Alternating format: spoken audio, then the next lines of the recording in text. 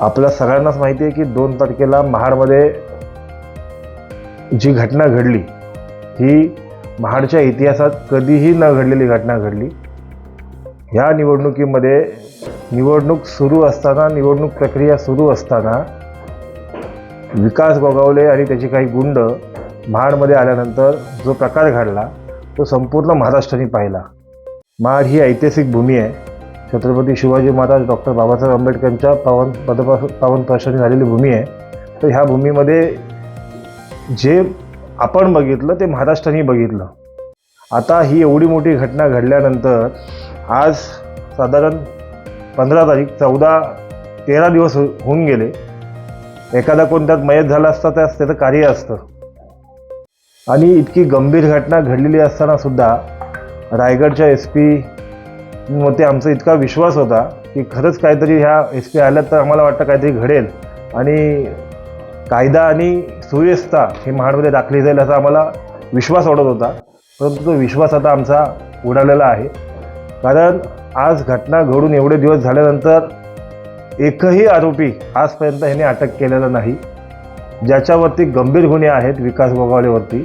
आज तुम्हाला माहिती आहे की डॉक्टर बाबासाहेब आंबेडकरांच्या नातवावरती केलेला हल्ला, माझ्यावरती केलेला हल्ला, काही दिवसापूर्वी पंकज उमासरेवरती केलेला हल्ला आणि MIDCमध्ये घडलेल्या घटना, मुंबईमध्ये एका उद्योगपतीला अडवून त्याच्या गाड्या फोडलेल्या घटना, अशा अनेकशा प्रकरणं विकास गोगावलेचे आहेत। आणि त्याच्यावरती आत्तापर्यंत माझ्या माहितीने माझ्यावरती हल्ला केला, जीवे ठार प्रयत्न केला तो 307, अनिल नवगणेवरती जो हल्ला केला तो 307, त्यानंतर आता हा परवा दिवशी चालू झाला तो 307, MIDCमध्ये सुरू असलेला तो 307, असे 4 गंभीर गुन्हे दाखल असताना सुद्धा पोलीस विकास गोगावलेला अटक करत नाहीत। त्याला काय कारण असावं? बरं, तो फरार झाला असं जर का पोलीस म्हणत असतील तर मग त्या विकास गोगावलेला पोलीस संरक्षण होतं। पोलीस संरक्षण असताना विकास गोगावले फरार कसा झाला ह्याचं उत्तर रायगडच्या SPने आम्हाला दिलं पाहिजे। पोलीस संरक्षण त्या विकास गोगावलेला असताना तो फरार कसा होऊ शकतो? मग तो फरार होण्यासाठी पोलिसांनी त्याला मदत केली का? तो मंत्र्याचा मुलगा आहे म्हणून त्याला नियम वेगळे, त्याला कायदे वेगळे असे काय आहेत का? मग विकास गोगावले जो फरार झाला असं तुम्ही म्हणताय, मग तुमचा जो त्या ठिकाणी पोलीस संरक्षण जो गार्ड होता तो गार्ड कुठं आहे? त्या गार्डची चौकशी करा। त्या गार्डला एक तर आता कुठल्या स्थितीमध्ये नसेल, त्याला माहिती नसेल तर त्याला पहिले अटक करा, त्याच्याकडून माहिती घ्या। आज विकास गोगावले नागपूरमध्ये अधिवेशनामध्ये फिरतोय, हे पोलिसांना दिसत नाही का? काल पण विकास गोगावले अधिवेशनामध्ये नागपूरच्या इथं होता। हे एवढ्या सगळ्या गोष्टी लोकांना समजत नाही, पोलिसांना समजत नाहीत आणि मग आम्ही ह्या गोष्टी पोलिसांना शिकवायच्या का? आणि मग एखादा सर्वसामान्य माणूस असेल त्याच्यावरती तुम्ही लगेच गुन्हे दाखल करता।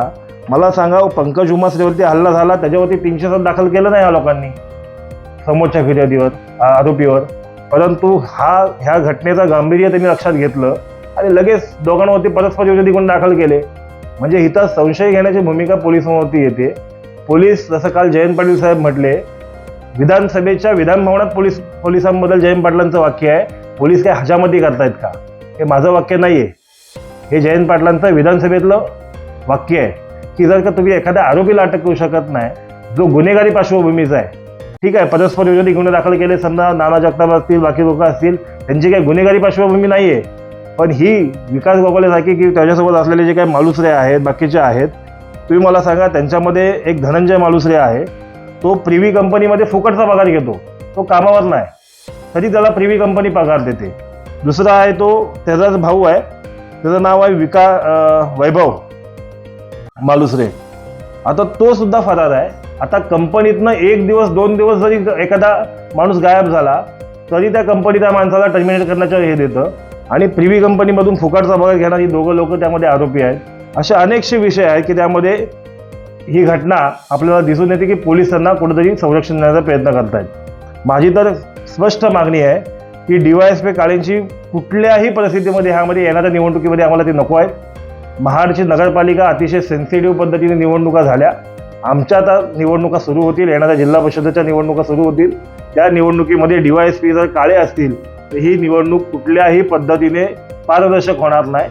आम्हाला DYSP काळ्यांची ह्या ठिकाणी हकालपट्टी झाली पाहिजे, त्यांना सस्पेंड करा, काय पण करा, सक्तीच्या रजेवर पाठवा, पण DYSP काळे आम्हाला येणाऱ्या निवडणुकीमध्ये महाडमध्ये नको आहेत, कारण की ती 100% व्यक्ती गोगावलेंची नोकरी करते। महाडमध्ये असा पहिल्यांदा DYSP भेटला आहे की तो नोकरी करतो विकास गोगावले आणि भरत गोगावलेंची. त्यामुळं ह्या DYSPंची बदली कुठल्याही परिस्थितीमध्ये झालेली पाहिजे, नाहीतर आम्हाला यापुढे त्यांच्यावरती कुठलाही विश्वास राहिलेला नाही. विकास गोगावलेला अटकपूर्व जामीनसाठी माणगाव कोर्टामध्ये त्यांनी उज्ज्वल निकमांचा मुलगा अनिकेत निकमांना आणली.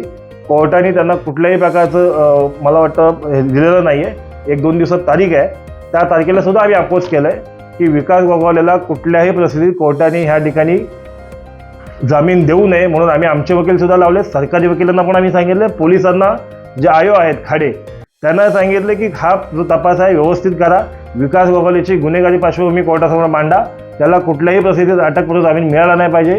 आणि जर तो अटकपूर्व जामीन त्याला मिळाला तर आम्ही हायकोर्टात जाऊन त्याच्यावरती पोलिसांवरती सुद्धा हे करू की हे चुकीच्या पद्धतीने ह्या महाडमध्ये घटना घडत आहेत. म्हणून आज विकास गोगावलेवरती हे जे काही चुकीच्या चांगलं काही करत नाही आहे, चुकीच्या पद्धतीनं महाडमध्ये वातावरण तयार करतोय, दहशत निर्माण करतोय.